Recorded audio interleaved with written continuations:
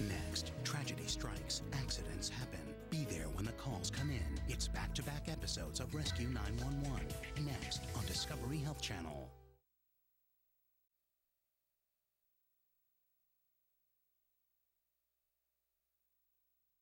This is 911. Do you have an emergency? Today on Rescue 911, a small plane's landing gear jams in midair. Now an airport worker risks his own life in an attempt to pull the wheel of the plane down while traveling nearly 100 miles an hour. My heart was beating as fast as it's ever beaten. Don't miss the next Rescue 911.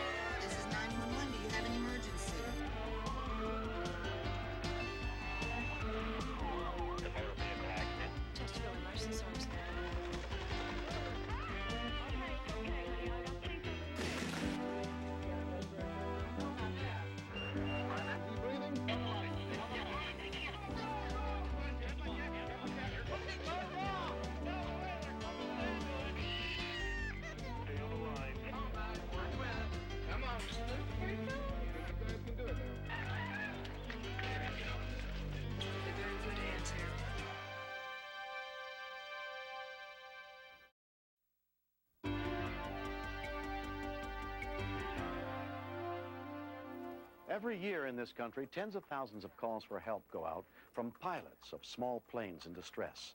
Thousands of emergency landings are made, many ending in tragedy. A local cameraman taped most of this story as it was happening on March 12th, 1985. Second-generation stunt pilot Jim Moser had been friends with Scott Gordon ever since teaching him how to fly at the age of 16.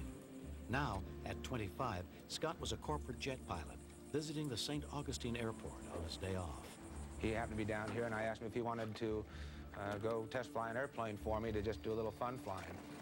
He said sure, so Scott went to the maintenance shop and looked the airplane over and got in it and took off. St. Augustine Unicom, our traffic 06 hotels and party 13.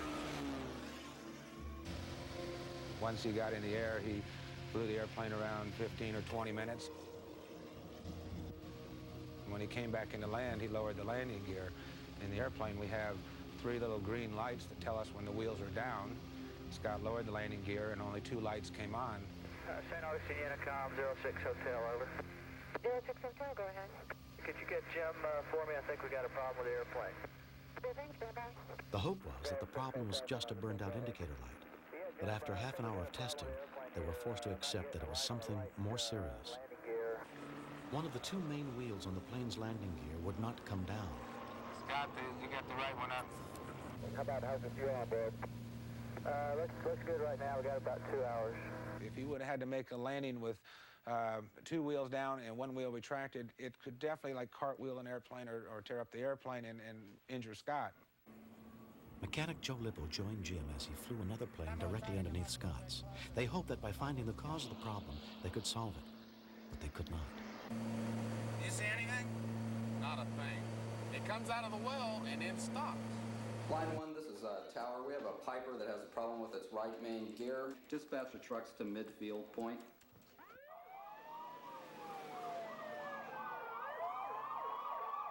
The St. Augustine Fire Department and airport crash fire units responded immediately. Our choices at that time were to bring all the wheels back up and land the airplane on the belly or without the gear, or maybe try to be a little bit more creative and see if there wasn't a way to save damage to the airplane or possibly to the pilot. Jim had got some guys together and got the idea of the trailer. So he pulled the trailer up to another airplane out there just like it, side by side, trying to look at sizes and differences and could that wing fit on the trailer and this and that, and it all looked good. Scott, I'm going to get the pickup truck and a flatbed trailer and some foam. What we decided to do was just see if the truck could tow the trailer fast enough where Scott could actually land and let the wing rest down on the trailer. I'm just going to go as fast as I can go, and you just see what it looked like to you, okay? Okay, great. If the plane flew too slowly, it would not stay airborne. The truck and its heavy trailer would have to go 90 miles an hour to keep up with it. If you can go ahead and come back in and give me full flaps as slow as you can fly and see if you can't pace on it, see how it feels to you. Let's make this a dry run.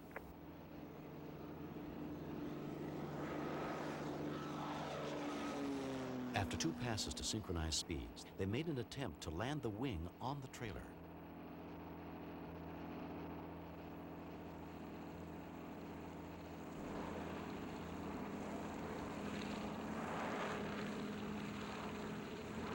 Yeah, it's definitely not going to work there. I can't get that slow. We're going to have to try something else. After 3 passes, we decided that the truck didn't have enough power. We couldn't get the speeds right, and it would probably put Scott and us maybe in more danger. And he went by that one slow time where he's just creeping by the back of the truck over to the side. It was right there. It was, you know, that's what I told Jim. I said, it's right there. Get him to do it again, and I'll pull it down.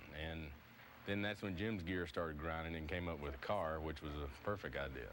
We didn't want to drive underneath there and then try to get Scott to lower down or come lower and things. We wanted to have everything set so I could get Joe in there and see if he could get his hand on it and get out. Jim had bought the car only the day before. And we'll be coming up from behind you, and I'll adjust some altitudes as we go. Okay, Jim, sounds good. Our major concern was when we were under the wing, if Scott would hit some turbulence or drop down on top of Joe or hit the car. We were worried about the wing coming down more than anything else.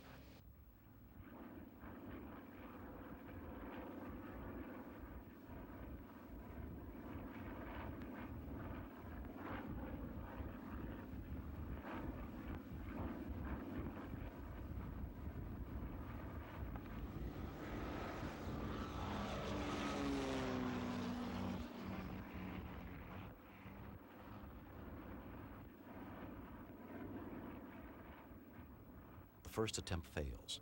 The runway is so short, by the time the car gets up to 90, Joe has less than 45 seconds to pull down the wheel. When I couldn't keep my eyes open and my mouth kept blowing open and, you know, I could feel my shirt buttons coming unloose and things like that, I thought to myself, well, let's be alert. My heart was beating as fast as it's ever beaten, I think.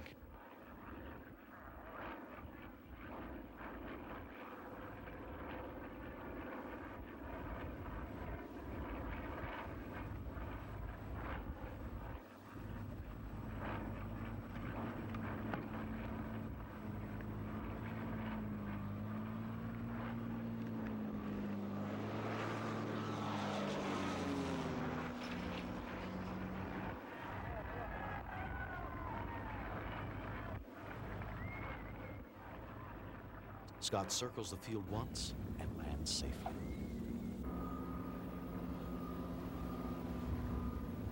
Worst case scenario, the airplane could have hit first Joe, then the car, and we could have ended up in a major accident.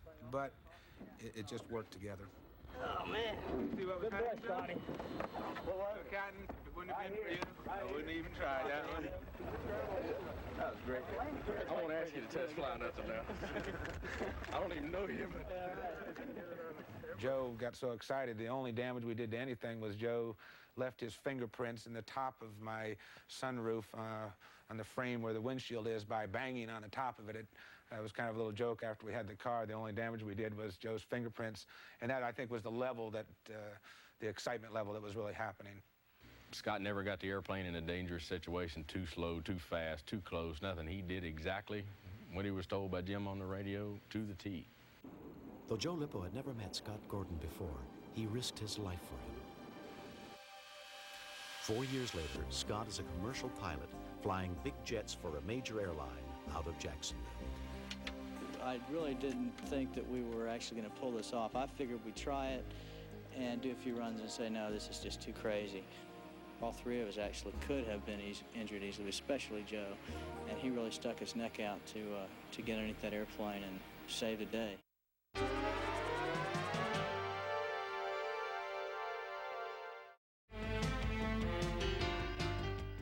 Next, step inside the command center where the calls for help are answered and meet the real-life heroes who save lives. Stay tuned for another episode of Rescue 911, next on Discovery Health Channel. Real life, medicine, miracles.